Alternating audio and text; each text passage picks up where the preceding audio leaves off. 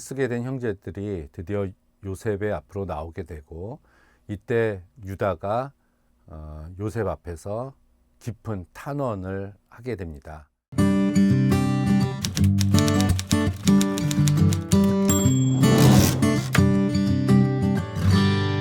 이때 또한 재밌는 대목은 유다와 그의 형제들이 라는 말씀으로 시작을 합니다.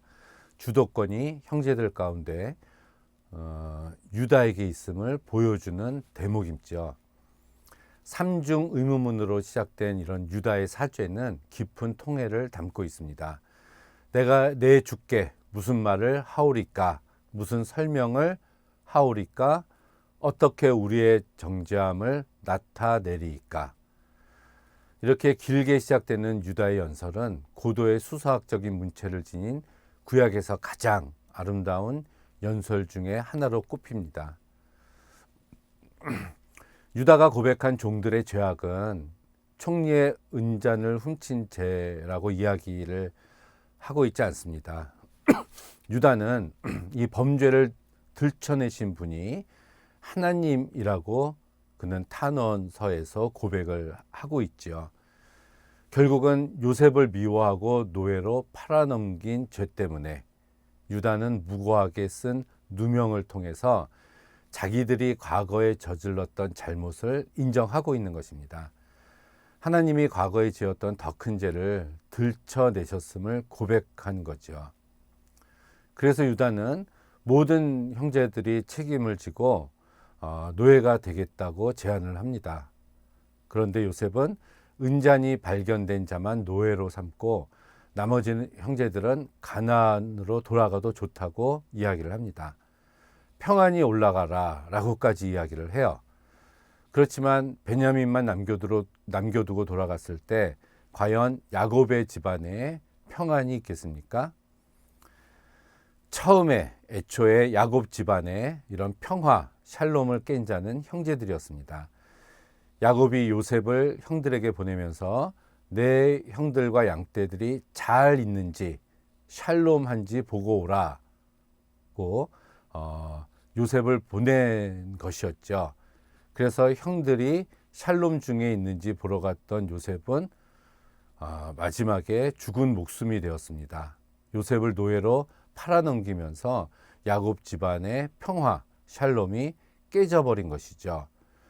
이러한 평화를 깨트린 형들만이 다시 이 평화를 회복할 수 있는 장본인들이었습니다.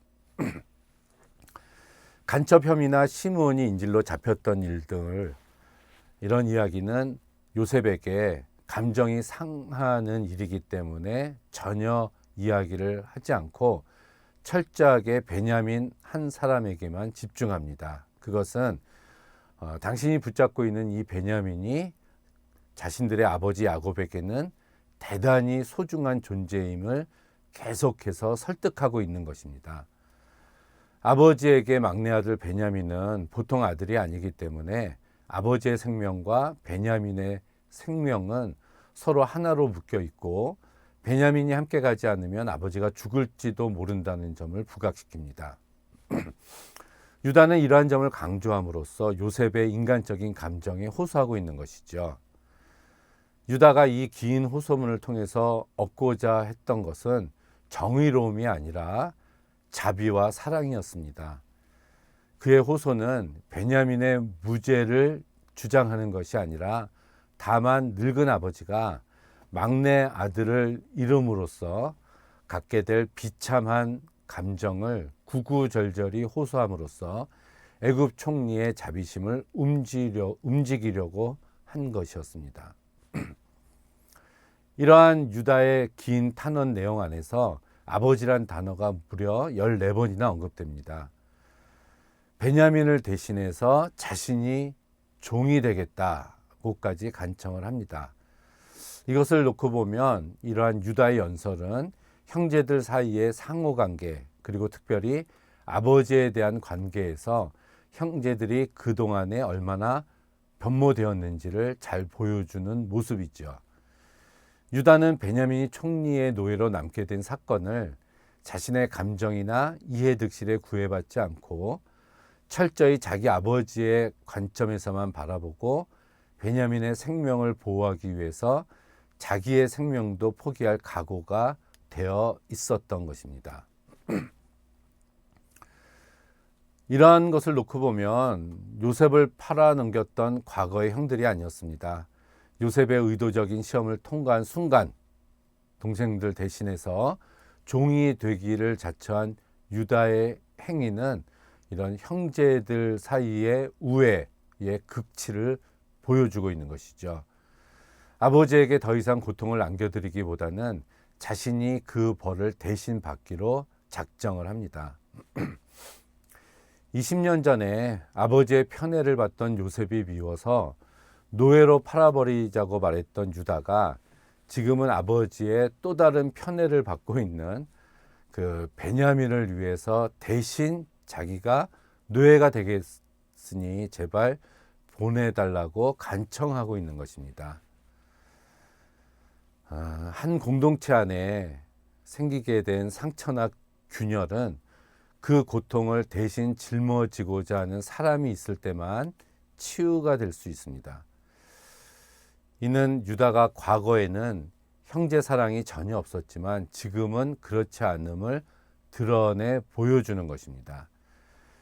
20년 전에 요셉의 찢어진 옷을 보고 통곡하던 아버지를 매정하게만 바라보던 유다가 지금은 아버지가 베냐민을 잃고 상실할 것만 생각해도 자기의 가슴이 아파서 견딜 수가 없었다는 것이죠. 이는 유다가 과거에는 아버지의 마음을 전혀 헤아리지 않았지만 지금은 그렇지 않음을 드러내 보여주는 것입니다. 이제 유다는 베냐민에 대한 아버지의 편애를 당연한 것으로 받아들이고 있습니다. 담담하게 베냐민에 대한 아버지의 지독한 사랑을 이야기하고 있는 거죠. 만일 유다가 아버지의 편애를 문제 삼았다면 이렇게 말할 수는 없었을 거죠. 한때 아버지의 편애 때문에 요셉을 그토록 미워했던 유다가 지금은 아버지의 마음을 헤아리기 때문에 그 편애를 자비의 원천으로 삼고 있는 것입니다. 어떻게 이렇게 유다가 변했을까요? 그것은 아마도 38장 유다와 다말 사건에서 나오듯이 자신도 사랑하는 자식 엘과 오난이라는 두 아들을 잃어버렸기 때문에 자식을 잃은 고통이 어떤 것인지 알고 있었기 때문에 아마 유다가 변한 것이라고 생각을 합니다.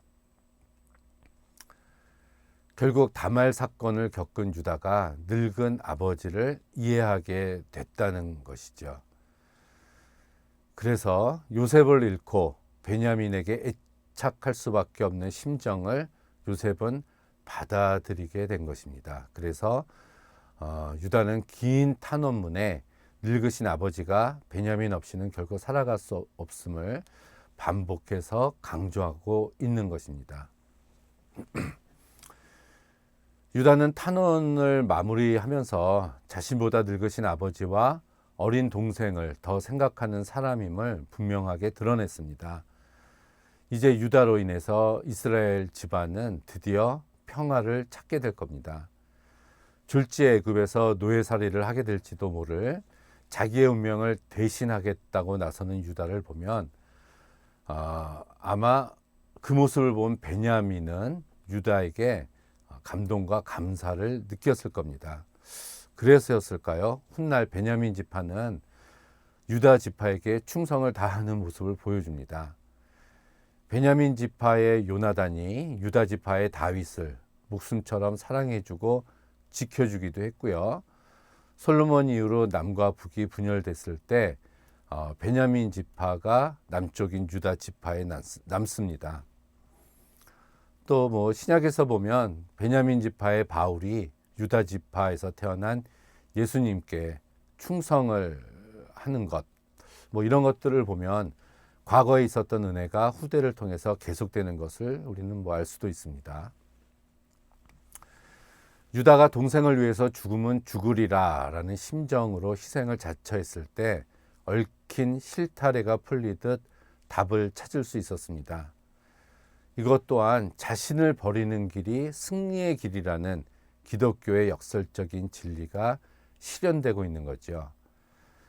사랑과 진실에 근거할 때 가장 힘 있는 말을 상대에게 전할 수 있고, 사랑과 진실을 담은 말만이 상대방의 마음을 움직일 수 있습니다. 진실은 모든 인간관계의 근본이 되고, 사랑은 허다한 죄를 덮는 힘이 있음을 오늘 우리는 유다의 연설을 통해서 보게 됩니다.